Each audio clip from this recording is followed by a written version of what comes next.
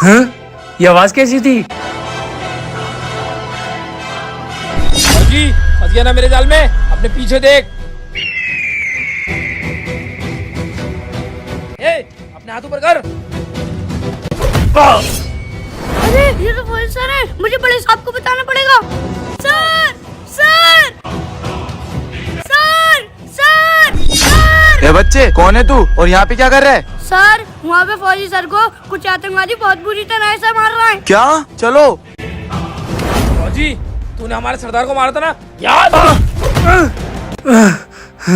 तुम लोगों ने यहाँ पर आकर बहुत बड़ी गलती कर दी।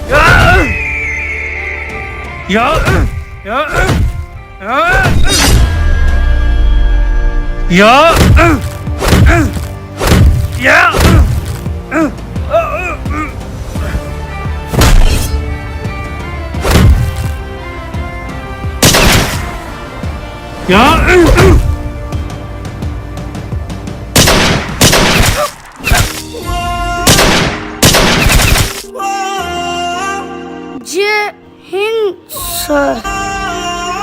दोस्तों, इस बच्चे की बहादुरी के लिए कमेंट में जय हिंद जरूर लिखना।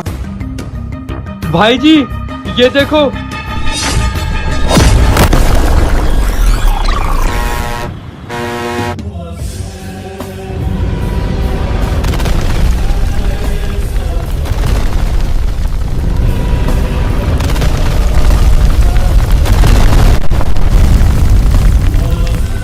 जवानों, ये कैसा पक्षी है जो पूरे हिंदुस्तान में तबाही मचा रहा है? अगर हमने इसको जल्द से जल्द नहीं रोका तो ये पूरे हिंदुस्तान को तबाह कर देगा। हाँ भाई जी, हमें जल्द से जल्द इसे रोकना होगा।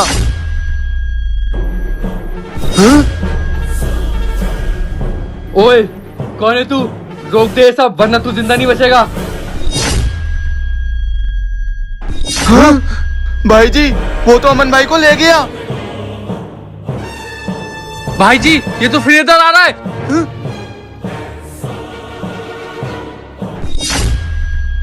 हे, कौन है तू और क्यों कर रहा है ये सब? मैं ये सब बताना तुम लोगों को जरूरी नहीं समझता। बस मेरा एक ही मकसद है, हिंदुस्तान के लोगों की तबाही।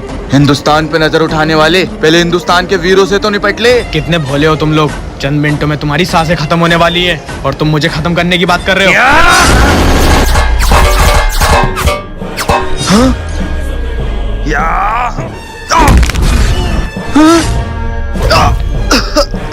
हाँ?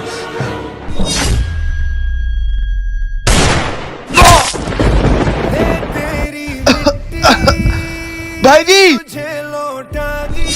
तुम फौजी मेरा कुछ नहीं कर पाओगे, कुछ भी नहीं।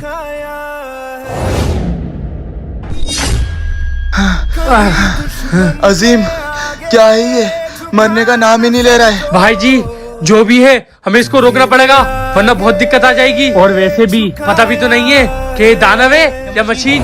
मशीन? मतलब मुझे उसे लाना पड़ेगा। मेरा रोबोट तैयार हो गया। चिट्ठी चलो। मुझे इतने सालों बाद फिर से क्यों तैयार किया? ऐसा क्या काम पड़ गया? पक्षीराज, बॉर्डर के साथ साथ पूरे हिंदुस्तान में उसने तबाही मचा रखी है। चिट्ठी, तुझे उसे रोकना होगा। Command accepted. I am ready for war.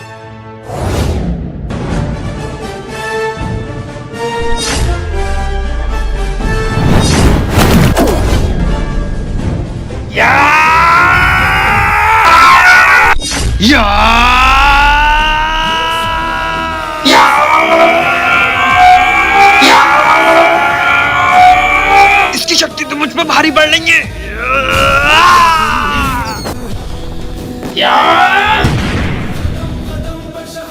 Well done मेरे चिट्ठी, तूने कर दिखाया। उस दानव से जो हिंदुस्तान पे खतरा था अब वो टल गया है।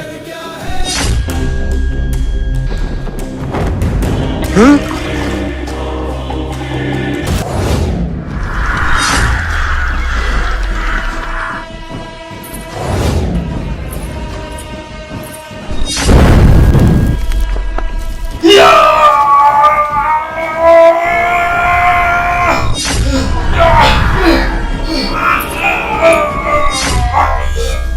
वो मेरा ही वंश था। तुझे क्या लगा कि तू उसको मिटा के शक्तिशाली बन जाएगा और अपने हिंदुस्तान को बचा लेगा? नहीं।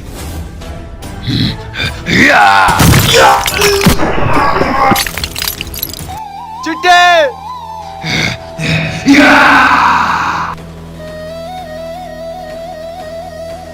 हे, क्यों कर रहे तू ये सब? क्यों इतनी तबाही मचा रहा है? आखिर क्या है तेरा मकसद? तुम इंसानों ने मेरे साथ क्या अच्छा करा था? मेरे मासूम पक्षियों को तुम लोगों ने मारा है।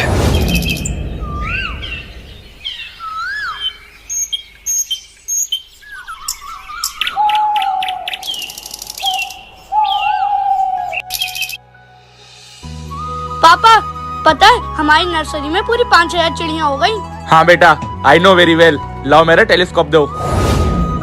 हाँ पापा, इन चिड़ियों की आवाज कितनी मधुर होती है, मन करता है बस बैठ के सुनते ही रहो।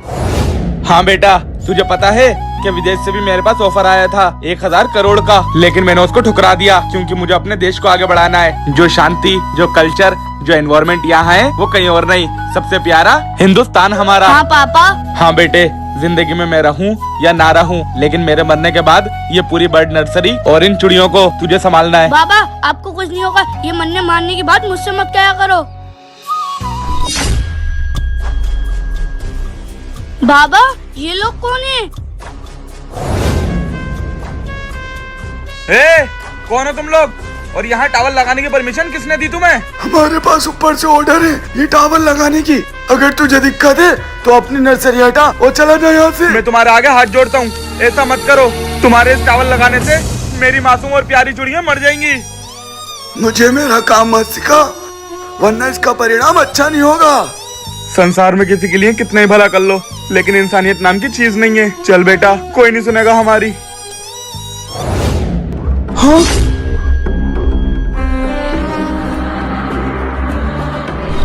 आखिर मुझे जिस बात का डर था वही हुआ। इस टावर के रेडिएशन की वजह से मेरी सारी चिड़िया मर गईं। मैं ऐसा नहीं देख सकता। अगर मेरी चिड़िया नहीं रहेंगी तो मैं जी के क्या करूंगा?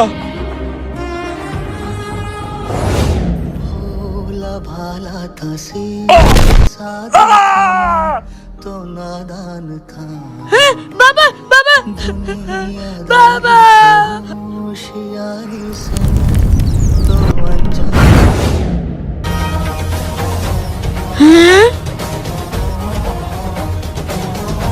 लोगों ने एक बार भी नहीं सोचा कि मेरे पक्षियों पे क्या बीती होगी, कैसे तड़प तड़प के मरे होंगे।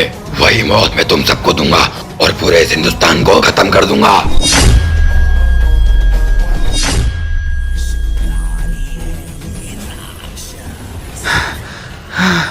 भाई जी, कोई भी चीज दुनिया में अनंत अमर नहीं है।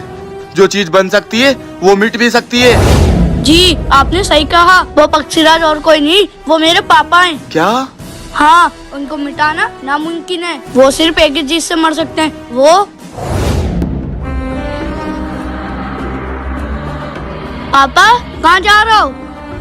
बेटे, मैं जा रहा हूँ, लेकिन मैं जरूर आऊंगा। पर तू मेरी एक बात याद रखना कि एक खून को एक खून ही मिटा सकता है। तुझे इन सब चीजों का ध्यान रखना है। उनकी बात से सिर्फ यही पता चलता है, उनको उनका ही खून मार सकता है, यानी मैं। क्या? लेकिन बेटे, तुम तो बच्चे हो और तुम इतने बड़े दानव को कैसे मारोगे? नहीं, उनको मैं नहीं।